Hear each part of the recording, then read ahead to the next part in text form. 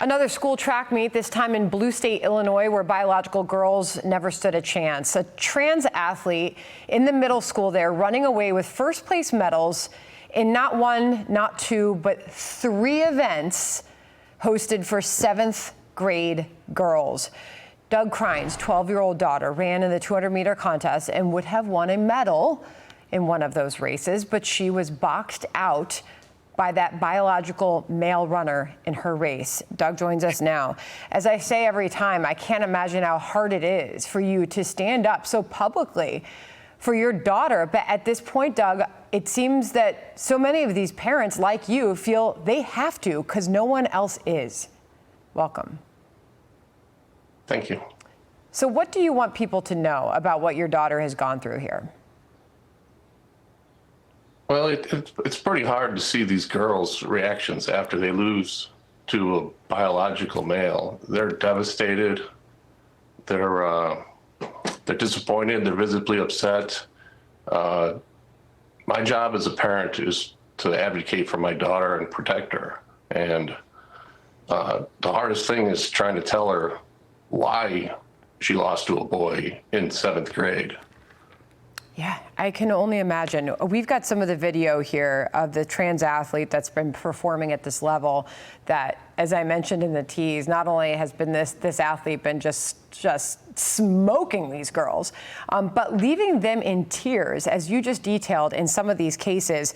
Our third video here shows a 200-meter race, which I've always said is one of the hardest races in track and field. It's half the length of the track. I mean, it is an all-out sprint, but a long one, because it's not just the straightaway, it's the turn as well.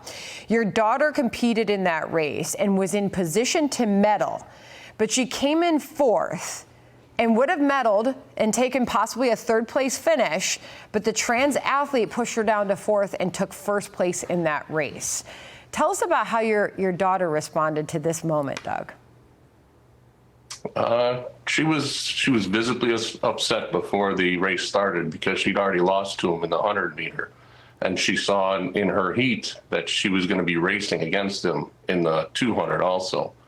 So she was upset before the race even started. And then, as you can see in the race, he crushed. There was 2 other girls that she beat ahead of my daughter also, and they were all just crushed seeing him win again in a girls' conference in Naperville. It's unbelievable. Wow, and I mean, you're not just talking by a little bit. This runner is beating the girls by a lot in these races. What is the talk in your community? Are you sensing that there's a lot of support to stand up and make these events for girls only, biological girls only?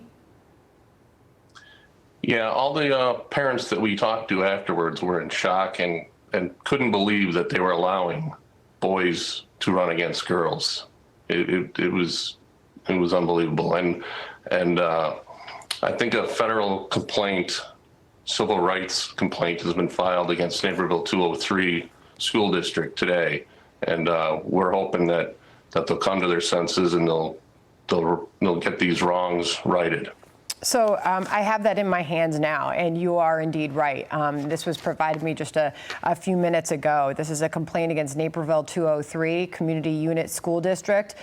They say arises from the policies and practices involving Title IX.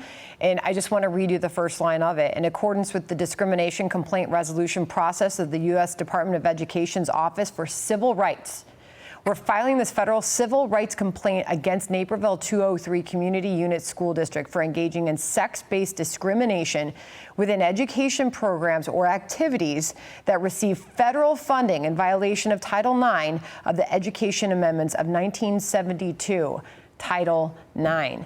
Doug, is it hard for you to believe that here we are, I mean, for all that we've done to fight for women, to have women in sports, to be treated as equals, to get in there, and all of a sudden now people are fighting to have boys and girls races? How have we gotten to this point when you think about it?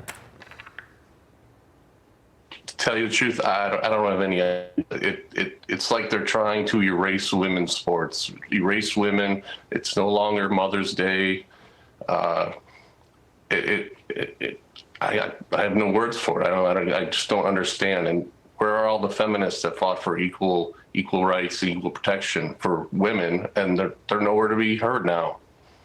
Well, I know how hard this event is, and I know how hard track and field is, and I know how hard these girls are working. And so I hope that they're able to find a happier place so that they can continue to compete. Thankfully, they're young, they're 7th graders, and they'll go on to have prosperous, academic and athletic careers, and we wish the best for them. But thanks to parents like you for standing up for them. Doug, thank you, and keep us posted and do check back in with us. We'll keep telling the story. Thank you. All right. Thank you, Sandra. Thanks for having me on. Hey everyone, I'm Emily Campagno. Catch me and my co-hosts Harris Faulkner and Kaylee McEnany on Outnumbered every weekday at 12 p.m. Eastern, or set your DVR. Also, don't forget to subscribe to the Fox News YouTube page for daily highlights.